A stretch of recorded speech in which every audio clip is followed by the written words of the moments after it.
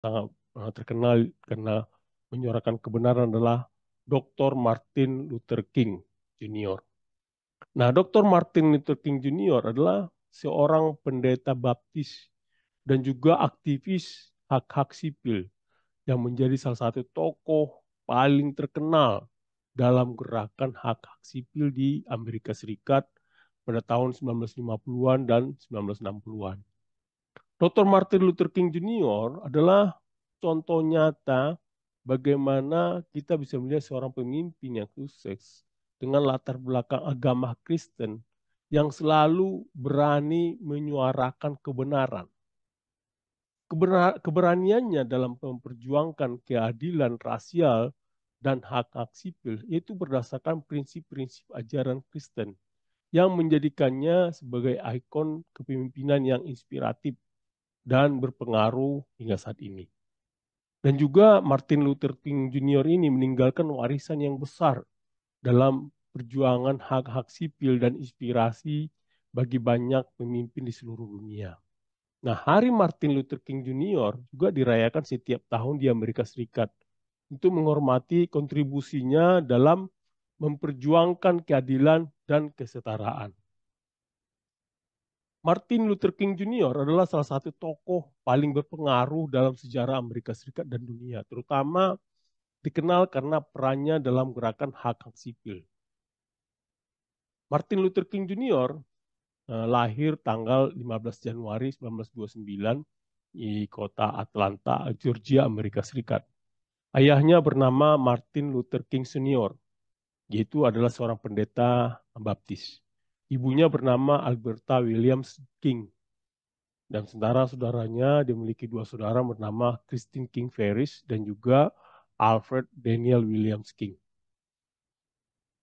Martin Luther King Jr. itu dibesarkan dalam keluarga yang religius dan terdidik. Ayahnya adalah seorang pendeta yang berpengaruh dan keluarganya terlibat aktif dalam kegiatan gereja dan komunitas. Di dalam hal pendidikan, Martin Luther King menyelesaikan pendidikan dasar dan menengahnya di Atlanta, di Georgia. Ia menunjukkan kecerdasan dan bakat yang luar biasa sejak di usia dini. Nah, pada usia 15 tahun, Martin Luther King Jr. masuk ke Morehouse College dan lulus dengan gelar Bachelor of Arts dalam sosiologi pada tahun 1948. Lalu kemudian dia melanjutkan studi di Crosser Theological Seminary di Chester, Pennsylvania, dan meraih gelar Bachelor of Divinity pada 1951. Lalu pada tahun setelahnya itu, Martin Luther King memperoleh gelar PhD dalam teologi sistematik, yaitu dari Boston University pada tahun 1955. Di dalam karir kepemimpinannya, setelah dia menyelesaikan studinya, Martin Luther King menjadi seorang pendeta di Dexter Avenue Baptist Church di Montgomery, Alabama. Dan Martin Luther King itu menjadi sangat terkenal pada tahun 1955 ketika ia memimpin Boycott Bus Montgomery yang berlangsung selama 385 hari. Yaitu karena dipicu oleh penangkapan Rosa Parks. Yaitu di mana di sini wanita kulit hitam itu menolak memberikan tempat duduknya kepada penumpang. Dan juga pada tahun 1957, Martin Luther King mendirikan Southern Christian Leadership Conference, itu sebuah organisasi yang bertujuan untuk memobilisasi kekuatan moral dan juga sumber daya Kristen untuk mengadopsi hak-hak sipil dan keadilan sosial. Pada tanggal 28 Agustus 1963, Martin Luther King menyampaikan pidato yang sangat terkenal yang bernama I Have a Dream, yaitu selama pawai di Washington untuk pekerjaan dan kebebasan. Pidato ini menjadi salah satu pidato paling ikonik dalam sejarah. Dan pidato ini menginspirasi jutaan orang dengan visinya tentang kesetaraan dan kebebasan. Pada tahun 1964, Martin Luther King dianugerahi hadiah Nobel perdamaian atas usahanya dalam memerangi ketidakadilan rasial melalui aksi non-kekerasan. Lalu pada uh, tanggal 4 April 1968, Martin Luther King Jr. dibunuh di Memphis, Tennessee. Ketika itu dia sedang berada di Tennessee untuk mendukung pemogokan pekerja sanitasi Afrika Amerika. Nah, pembunuhannya memicu gelombang duka dan juga protes di seluruh dunia. Namun di sini Martin Luther King meninggalkan warisan yaitu melalui berbagai institusi dan perayaan yang menghormatinya termasuk Hari Martin Luther King Jr. yang diperingati setiap tahun di Amerika Serikat pada hari Senin setiap bulan Januari. Lalu bagaimana kita mempelajari seorang Martin Luther King ini? Prinsip-prinsip apa sih yang kita bisa pelajari dari kepemimpinannya? Yang pertama adalah non-kekerasan atau non-violence. Nah, sini kita mempelajari bagaimana Dr. Martin Luther King Jr. mengajarkan bahwa perjuangan untuk keadilan harus dilakukan tanpa kekerasan. Dia terinspirasi oleh ajaran Mahatma Gandhi tentang resistensi pasif dan mengintegrasikannya dengan prinsip-prinsip Kristen tentang cinta, kasih, dan pengampunan. Nah, ketika dia melakukan pemboikotan bus Montgomery, yaitu adalah salah satu contoh yang terkenal dalam hari ajaran non-kekerasan, yaitu ketika dia memboikot bus Montgomery yang berlangsung selama 385 hari. Nah, boikot ini berhasil mengakhiri segregasi di bis umum tanpa menggunakan kekerasan.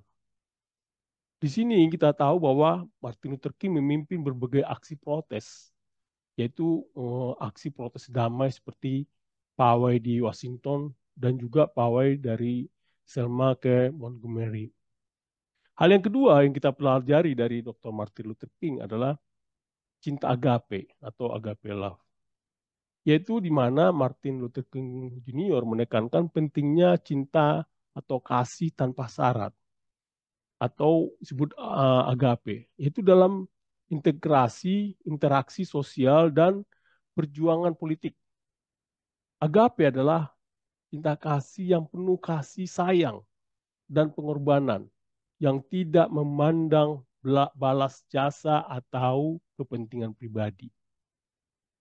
Di sini juga selalu membicarakan dalam pidatonya dan juga khotbah-khotbahnya, Martin Luther King sering berbicara tentang pentingnya mencintai musuh, yaitu mencintai musuh dan memperlakukan semua orang dengan kasih sayang. Nah, di sini kita mempelajari bagaimana Dr. Martin Luther King mempromosikan persaudaraan dan kesetaraan antar semua ras, meyakini bahwa kasih adalah kekuatan yang dapat menyatukan masyarakat yang terpecah belah. Hal yang ketiga yang kita pelajari dari Martin Luther King adalah keberanian menyuarakan kebenaran. Nah, di sini kita mempelajari bagaimana Dr. Martin Luther King Jr. percaya bahwa seorang pemimpin harus berani menyuarakan kebenaran meskipun menghadapi resiko dan oposisi. Menyuarakan kebenaran adalah bagian integral dari upaya untuk mencapai keadilan sosial dan rasial. Dalam pidatonya I Have a Dream, di sini Martin Luther King dengan tegas menyuarakan visinya tentang Amerika yang lebih adil dan setara meskipun menghadapi risiko besar. Dan akhirnya di sini King tidak takut ditangkap atau dipenjara demi menyuarakan kebenaran seperti yang terlihat dalam insiden surat dari penjara Birmingham. Hal yang keempat yang kita bisa pelajari dari Dr. Martin Luther King adalah keadilan dan kesetaraan. Nah, di sini Dr. Martin Luther King Jr. mengajarkan bahwa semua manusia diciptakan sama dan berhak mendapatkan keadilan dan kesetaraan. Dia mengutip deklarasi kemerdekaan Amerika Serikat dan Alkitab untuk mendukung pandangannya ini. Yaitu di mana ketika Martin Luther King memperjuangkan hak-hak sipil bagi orang Afrika Amerika dan kelompok minoritas lainnya melalui legislasi dan aksi massa. Juga di sini bagaimana Dr. Martin Luther King Jr. memfokuskan usahanya pada masalah ekonomi. Percaya bahwa keadilan ekonomi adalah bagian penting dari kesetaraan sosial. Hal yang kelima juga adalah kita pelajari dari seorang Martin Luther King Jr. adalah keberanian moral. Nah, Dr. Martin Luther King Jr. menekankan pentingnya memiliki keberanian moral untuk menentang ketidakadilan. Bahkan ketika hal itu tidak populer atau berbahaya. Di mana di sini kita mempelajari bagaimana Martin Luther King dengan berani menentang sistem segregasi di selatan meskipun menghadapi ancaman kekerasan dan juga pembunuhan. Dan King juga menyuarakan penentangannya terhadap perang Vietnam meskipun banyak yang tidak setuju dengan pandangannya ini.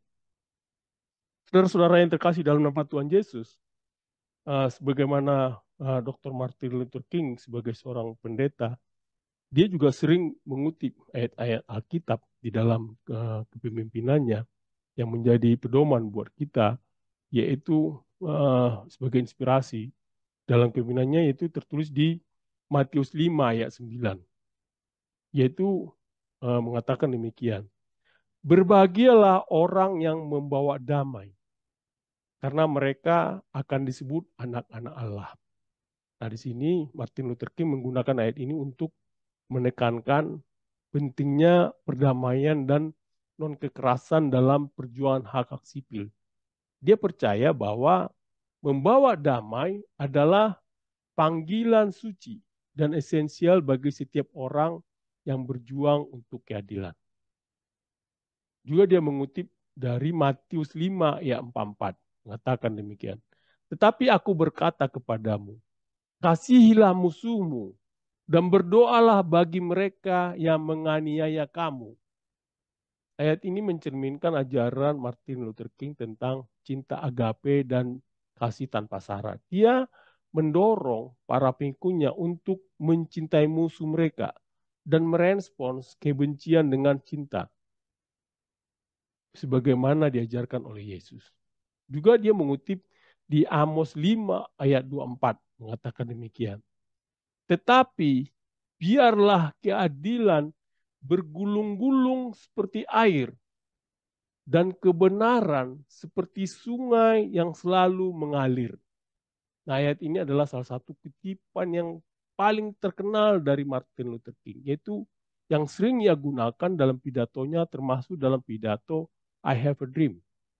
Dan dia menegaskan visi Martin Luther King tentang keadilan yang mengalir terus-menerus dan tak terbendung. Juga dia mengutip di Galatia 3 ayat 28, mengatakan demikian. Dalam hal ini tidak ada orang Yahudi atau orang Yunani, tidak ada hamba atau orang merdeka, tidak ada laki-laki atau perempuan, karena kamu semua adalah satu di dalam Kristus Yesus. Nah, di sini Martin Luther King mengutip ayat ini untuk menekankan persamaan semua orang di hadapan Tuhan. Ayat ini mendukung visinya tentang kesetaraan rasial dan sosial, di mana tidak ada perbedaan ras, status sosial, atau jenis kelamin. Dia juga mengutip di Roma 12 ayat 21. Janganlah kamu kalah terhadap kejahatan, tetapi kalahkanlah kejahatan dengan kebaikan. Ayat ini mencerminkan prinsip Martin Luther King tentang bagaimana mengatasi kejahatan dengan kebaikan, bukan dengan kekerasan atau kebencian. Dia mendorong para pengikutnya untuk mengatasi ketidakadilan dan kebencian dengan tindakan kasih dan kebaikan.